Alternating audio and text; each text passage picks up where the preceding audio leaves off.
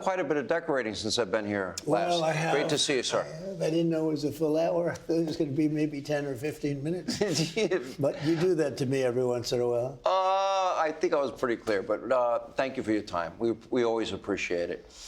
There's really not much in the news, so there's not a real lot to talk about, but let's start with Venezuela. Narco-terrorist, indicted, guy that we're losing 200 Americans a day to drugs. Yeah. Walk us through this decision in Venezuela.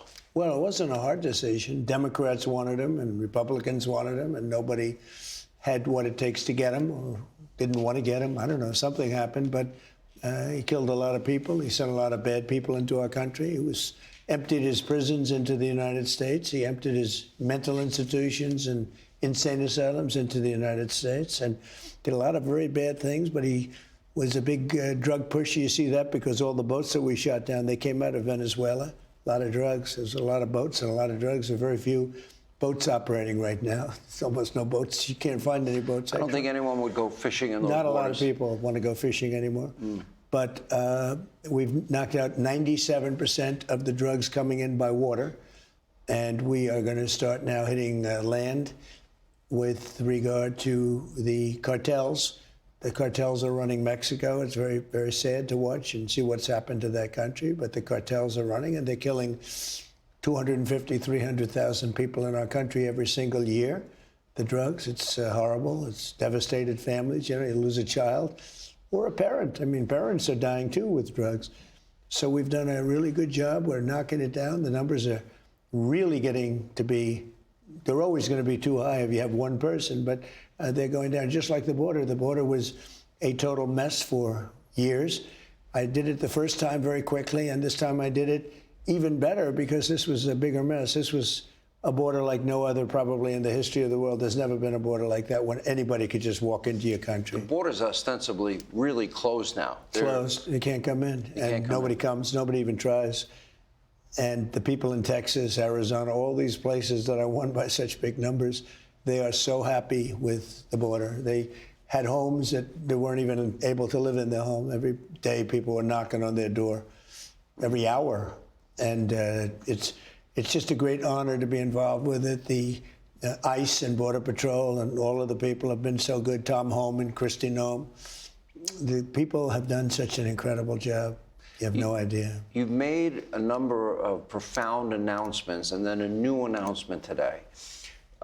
Announcement number one was 30 to 50 million barrels of oil that they will be handing over to you, and you will sell it on the market at market prices. Yeah. That money will be used for the people of Venezuela and the people of America. Correct. Then you made an announcement yesterday that they will buy all of their goods from this country. Today, we learn that the holdovers, since Maduro's gone, have agreed to free all of the political prisoners. Right. It indicates they want peace with Donald Trump to me. How do you interpret it? Well, we asked them to do that, and they've been great. They really have been. I mean, everything we've wanted, they've given us. We went in, we took Maduro out. Amazingly, that nobody was killed. We didn't lose a soldier. We had some people wounded, but we didn't lose a soldier. A couple of very brave helicopter pilots were wounded pretty badly, but they're good. They're in good shape.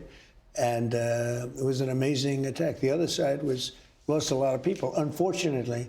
But, you know, this house was in the middle of a fort with thousands of people and soldiers and everything else. And we went right into the middle of a fort. Who would think you could do that and not lose anybody? But they had it planned so beautifully. General Raisin Kane and Pete Hegseth were fantastic. Marco's been doing a great job. Vice President, the whole group it's just a fantastic group. Let's talk a little bit about, you make these decisions. I don't care if it's this case, Operation Midnight Hammer. In the one case, you're here in the White House in the Situation Room. You're watching this unfold in real time. In this case, you have operationally the same thing, a Situation Room down in Palm Beach at Mar-a-Lago. You make that ultimate call. You are the commander-in-chief. Right. You're watching it unfold in real time. What is that like? Well, I've done it now quite a bit. We took out Soleimani, which was a big deal. I mean, a very big deal. Middle East. He was very bad to people, killed a lot of people. Everybody you see, just about 95% of the people you see walking around without legs or without arms, that was the roadside bomb. That was his baby. He loved it. We took him out. We took out al-Baghdadi. He's the founder of ISIS. We did Midnight Hammer, which was obliterate the Iran nuclear threat. And it was a total obliteration, as they found out. The B-2 bombers and the best pilots anywhere in the world. They did that at night with no moon, totally dark, and every bomb went right down an air shaft deep into a granite mountain. It was amazing. And we did this, and there's similar in a way. I don't know. This seems to have gotten the imagination, maybe even more than the other ones. But I think they're very equal in many ways. But I don't know. You know, maybe taking out the nuclear threat from Iran is very important. But in terms of captivating attention, this seems to be something that is beyond anything that anybody's seen. Especially the operational details. Well, the bravery involved, you know, I mean, to have people going into an army fort with, you know, thousands of soldiers, land a helicopter right in the middle of it, break down a steel door, because, you know, it was a fortified house, break down a steel door, run through the hallway shooting, and come out 10 minutes later with the guy who wasn't quite able to get into his safe house. You know, there's a safe. Yeah, I heard they got to him within 3 minutes, less than 3 minutes. It was so fast. I mean, nobody's ever seen anything like it. And but the safe house wasn't safe because they had blowtorches that go through steel like it's butter. They didn't have to use them. But we have, these are great people. These are really brave people. Even coming down those ropes, you know, they're coming down ropes off the helicopter, and they run them. I was thinking to myself, I wonder if I could do that. I'm gonna have to give it a try sometime. But they do it like it's a stairway, like it's a beautiful stairway, and they're on the ground instantly, and they're ready for action. These are brave people. We have the greatest soldiers in the world. We have the greatest equipment in the world. Nobody can match us. You know, a lot. You know, I rebuilt the entire military during my first term. Good thing you did. Biden gave some of it away, a lot of it, but not a lot relative to what I bought. But he gave a big chunk to Afghanistan, which was just insane. That was one of the most embarrassing moments in the history of our country. This was the opposite. This was a total, you know, if you think about Jimmy Carter with the hostages, or you think about the Afghanistan disaster that we had not so long ago with Biden, where it was just mass confusion and the death of 13 great soldiers who I got to know. I got to know the families very well. Great people, but also, and nobody talks about them, 48 people so badly injured and hundreds of people dead. Hundreds of people. You know, when those bombs blew off, because I count the other side, but there were hundreds of people killed, all because of an incompetent group of politicians and generals and people that shouldn't be there. Let's talk a little bit, maybe an underreported story, but we know for a fact that both the Russians and the Chinese provided missile and ballistic missile systems. They did it to both. They helped Iran and they helped Venezuela. But you were able to dismantle that. You talk a lot about American military superiority. And then that goes into the issue that you raised this week of raising the budget for 2027 from $1 trillion to $1.5 trillion. We need it. You know, when you look at the threat out there, we have the best equipment in the world. We make the best equipment in the world. Mm-hmm. We make just, you know, there's nothing even close. But we need it because there are some real threats out there. Yeah. Well, I think we certainly do. Let me ask you about this. And I think this is important. With every military operation comes risk, and you have to obviously weigh that risk. And I think Americans would want to know what goes into your thinking, because there's a whole new military doctrine. I call it the Trump doctrine. I think it's widely misunderstood. No forever wars. However, that doesn't mean you don't use the might and power of the U.S. military. You mentioned Baghdadi, Soleimani. I'll add the mother of all bombs in Afghanistan, right. The ISIS caliphate, and then taking out Iran's nuclear weapon sites. and now our hemisphere. Right. Are you calling it the Monroe Doctrine? Well, they call it the Monroe. I didn't call it that, but they're calling it's the Monroe Doctrine. Now they call it the Monroe, which is basically safety for this part of the world. And yeah, I mean, it's pretty simple. We don't want drugs pouring into our country. We don't want bad people coming into our country like happened for 4 years under Biden, who was a disgrace, worst president in the history of our country, horrible. We had some other bad ones. Let me tell you, Obama was a terrible president. The divisiveness and the hatred that was caused, and many of the people allowed into the country. But what Biden did was a step beyond anything that anybody's ever done, where you had millions of people pouring through the border. Now we have nobody coming in unless they come in legally. Let's talk about, you said for the interim, you will be in charge. Okay. Obviously, the remaining leadership underneath Maduro, they've made, I mentioned earlier, 3 major concessions, 30 to 50 million barrels of oil. They're going to buy and purchase all their goods from America. Now they're releasing political prisoners. Yeah. Okay. What is your ultimate goal for the governance of Venezuela? Prisoners that nobody thought they would ever see again are being released, yeah. And in many cases, good people is what I understand. But prisoners, nobody ever thought they'd be released. So we're going to be working with them and leadership of the country. And so far, we've been working very well. You know, we picked up the Russian freighter that trudged out there. Well, I want to ask you about that. Well, they had some Russian ships guarding it, and they decided not to mess around with us. And we took that one. And that's unloading the oil. But we're taking billions and billions of dollars worth of oil, and it'll be hundreds of billions of dollars. It'll be trillions of dollars. But we're going to be there till we straighten out the country. We'll see how the country's doing. But we'll be running the oil. We're meeting tomorrow with all of the big oil executives. We're going to be right here in the White House. We're going to meet with the, biggest oil people in the world. They're all coming here. The top 14 companies are coming here. They're going to go in. They're going to rebuild the whole oil infrastructure. They're going to spend at least $100 billion. And it's an unbelievable oil that they have and an unbelievable quality of oil and amount of oil. When they nationalized the oil industry in Venezuela, going back to the 1920s, American companies had invested billions. We built it. Yeah. All of it. And then it was taken away from us. Stolen.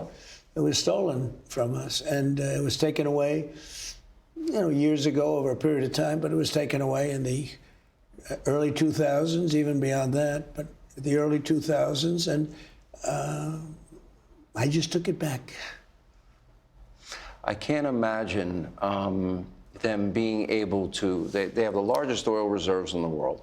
I can't imagine without American investment, ingenuity, engineering, and our assistance that they would ever be able to tap into the vast resources that they have. Again, the largest in the entire world. So that will be a big part of it.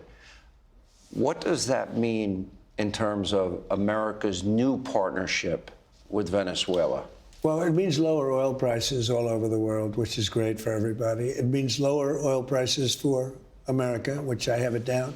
Don't forget, I inherited a mess. They talk about affordability. There was no affordability under Biden. He had the worst inflation in history, the highest and worst inflation in history. Prices were through the roof, and I'm fixing it. I inherited a mess. I say it all the time. I inherited, because people don't understand, I inherited a mess. Open borders, millions of people in this country that shouldn't be. We're moving them out. We're moving them out pretty rapidly, too. Murderers and drug dealers and just some of the worst people in the world came in, not only from Venezuela, from all over. The Congo sent us tremendous numbers of people. I don't know what it is with the Congo. They open their jails and they walk into our country. They drive them up to our front entrance. They get out and they walk right into our country.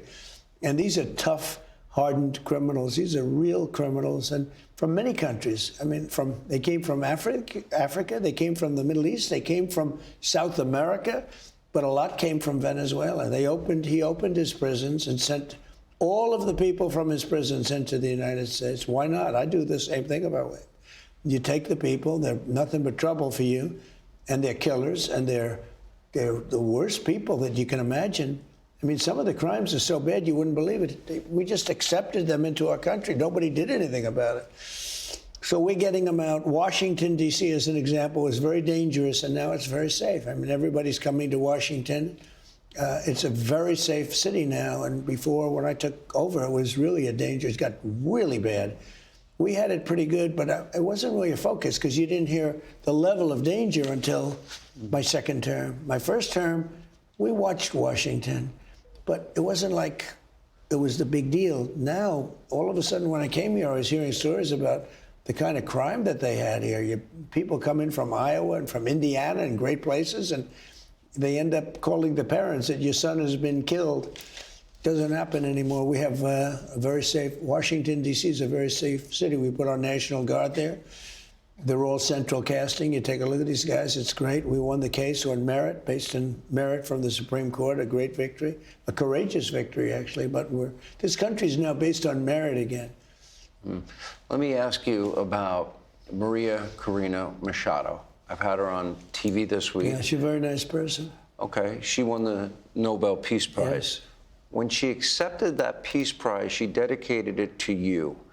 She said to me this week, both on TV and radio, that she wants to give the Nobel Prize, her Nobel Peace Prize, to you for liberating her country. In 2023, she won over 92% of the vote to be the leader of the opposition. Maduro kept her off the ballot. Do you have any plans to meet with her? And would you accept the Nobel Prize she wants to hand to you? Well, I understand she's coming in next week sometime. And I look forward to saying hello to her. And I've heard that she wants to do that. That would be a great honor. I did put out 8 wars, 8 and a quarter, because, you know, Thailand and Cambodia started going at it again. So I'll put the list up I give if a you quarter, want. so it's, Yeah. you put the list out. It's a hell of a list. But I've stopped 8 wars. And I think, it's been a major embarrassment to Norway. Now, I don't know what Norway has to do with it, but that's where the committee is located, a lot of Norwegian people. And it's been a very big embarrassment to the country of Norway, whether they have anything to do with it or not. I think they do. They say they don't. But, when you put out 8 wars, in theory, you should get 1 for each war, okay? Because some of these wars were going on for 30 years. India, Pakistan was ready to go at it big, and these are 2 nuclear countries. I got that one stopped. 8 planes were shot down. They were really at it, and I got it stopped. It was a big one. You look at the Congo, Rwanda and the Congo. They've been fighting for 30 years, and I got it stopped. I got so many wars, so it's such a beautiful thing. It makes me feel so good. Not because of a Nobel Prize, but because I saved millions and millions of lives, and that's what really makes me feel good. Hey, Sean Hannity here. Hey, click here to subscribe to Fox News YouTube page and catch our hottest interviews and most compelling analysis. You will not get it anywhere else.